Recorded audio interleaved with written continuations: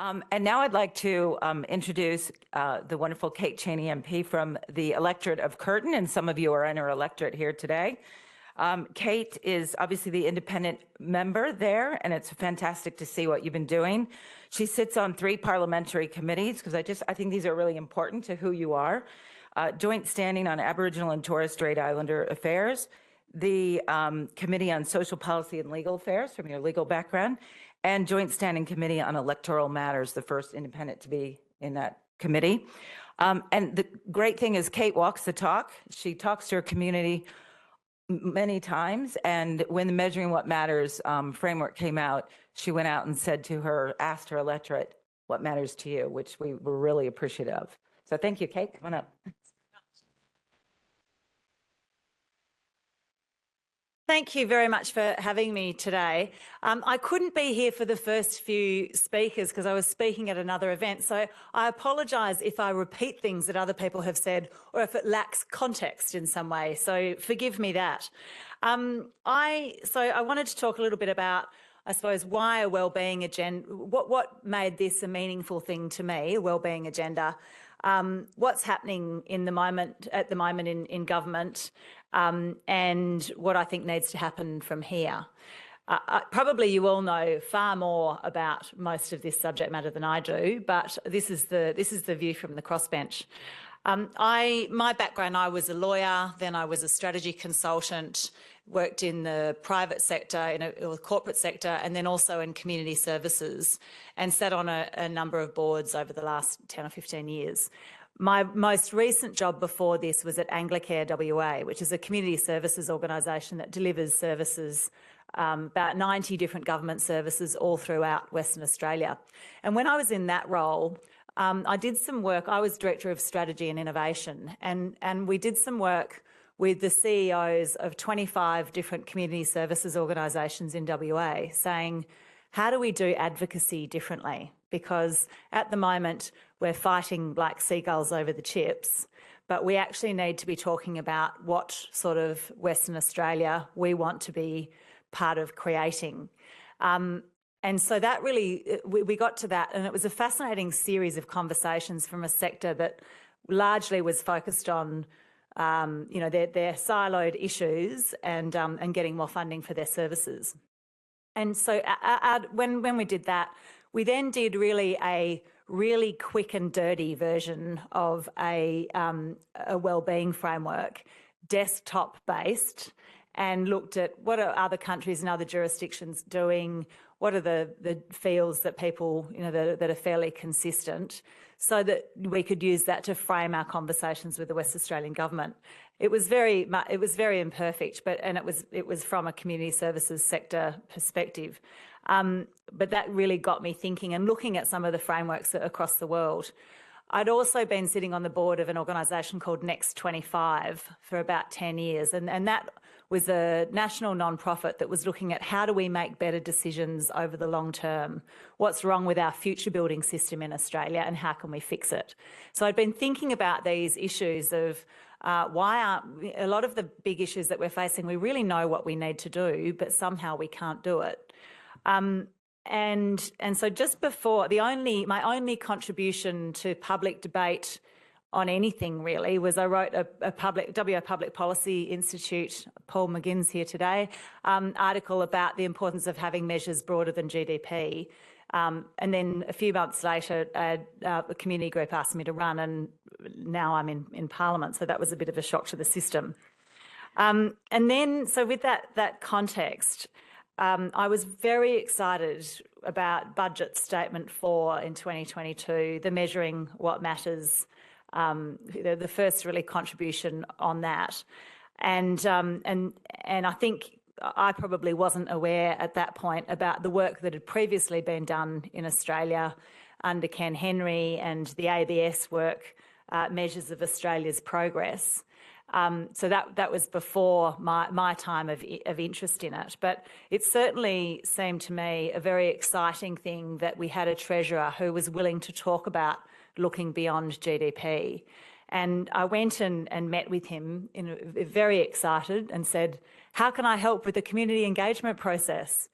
And and he didn't have huge appetite. Well, actually, to start with, we had some good conversations, and I was saying to him, you know, what's the plan, and can I help by offering my community as a guinea pig to test out some prototypes of community engagement models so we can have this national conversation about what matters.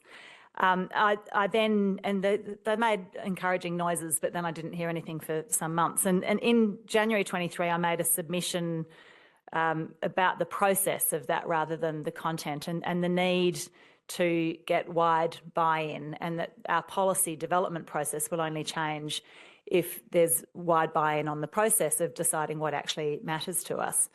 And that we needed to have multiple ways of engaging citizens, and saying you can make a submission on the website was not really going to engage with most Australians. And also, again, offering to test ways of engaging with community.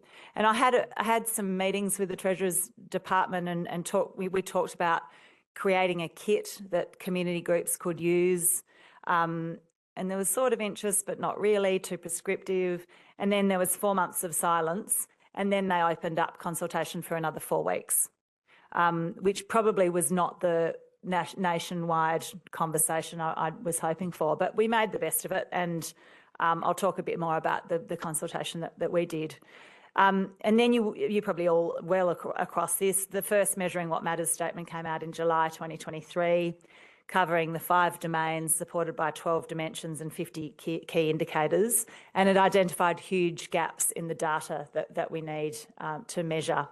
And this became then the focus of the discussion. Was the data's terrible, and the Treasurer was derided for, you know, not having the data, and it also being a bit of a hippie pursuit.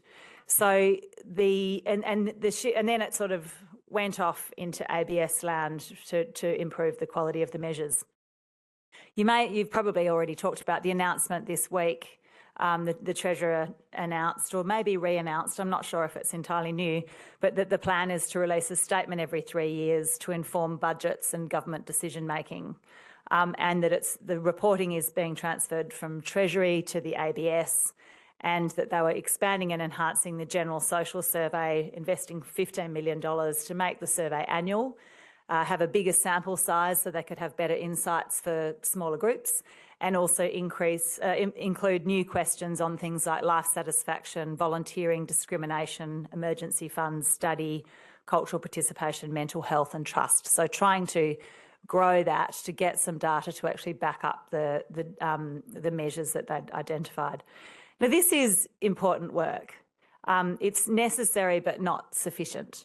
And to be fair, this Treasurer is doing more on this than we've seen for quite a while.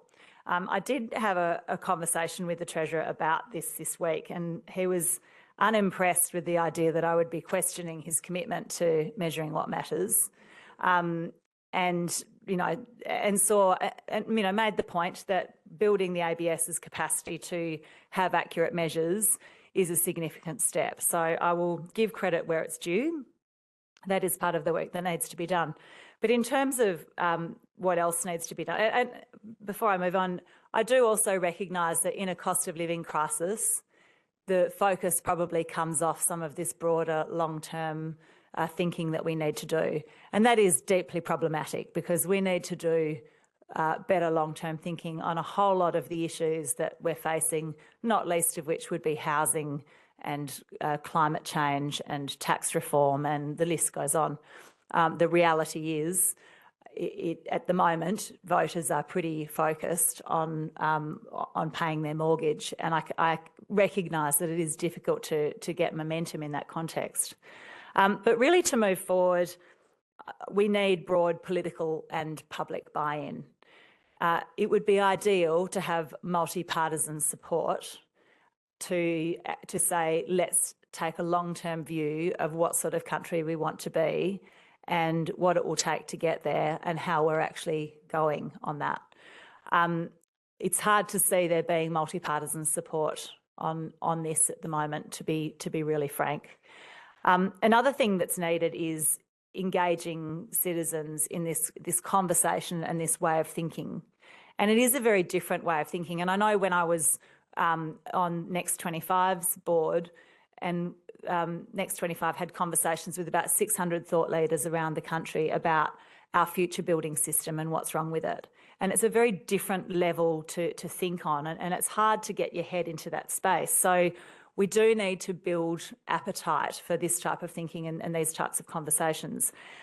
It is an amazing opportunity to rebuild trust and engagement. And I hold community events all the time, pretty much at least one a week when I'm in town. And mostly those events are attended by retirees.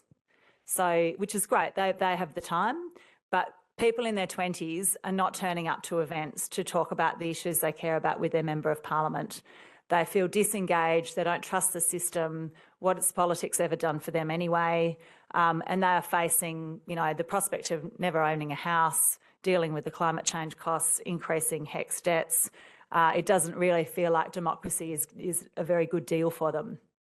And this, I think, is an opportunity to change that conversation and say, we're actually interested in you telling us what sort of country you want to be part of. And democracy needs some levers at the moment to build its support and its engagement. So I think there is a great opportunity there. And we need public conversations entered into with an open mind. One of the challenges I had while engaging with Treasury, I was saying, you tell me which are the things that it would be useful to have community input on, and I'll go and design my community engagement around those useful bits of input for you, because I want it to actually inform questions you don't know the answer to. And that was a very different frame of thinking, but we need to actually have that open mind. And the other thing is, even though probably a lot of the outcomes of what it is we think matters will be the same as many other countries, the process is really the benefit. It's softening people up to say there are different ways to think about what the purpose of government is and who we want to be. And seeing the value in the process rather than just the outcome requires a different way of thinking in terms of taking people on the journey. And if you look at any of the big changes we've done historically, it has involved taking people on a journey. Like, imagine trying to impose a GST now from scratch. How did we get that through? We talked about the need and built the case for it, and then it seemed the obvious solution. So I was hopeful that this process would start with measuring what matters. And so I sort of designed a community engagement mechanism, and we ran a 2-hour session in Curtin. We actually did it twice, once with a bunch of year 11s, 20 year 11s, and once with 60 people of all ages that were a pretty close demographic match to what our community looked like. And instead of saying, here's the Measuring What Matters framework, what's your response to it? We started from scratch and said, here are some post-it notes, tell us what's important to you about a good life. And then we matched that against the 5 domains that the government had put forward and gave some feedback and, talked about those things, and then gave some feedback about the mismatch between what people had come up with on their own and the 5 domains. And actually, we made a suggestion about changing one of those domains, and that suggestion was accepted, and they did, which I think was a really lovely thing for people of Curtin who turned up. That we went from, I think we replaced inclusive with secure. And seeing that community input can actually change things is a really important part of building that engagement. Now, a 2-hour forum is not the only type of engagement, and it's not particularly deep engagement, but I was trying to come up with something that we could roll out, and any community group could do it, or council or MP, and I put together a kit, and Monique Ryan in Kooyong took the kit and ran it in her electorate as well, and it worked there too. But we only had a 4-week period for that community consultation, so it's obviously limited.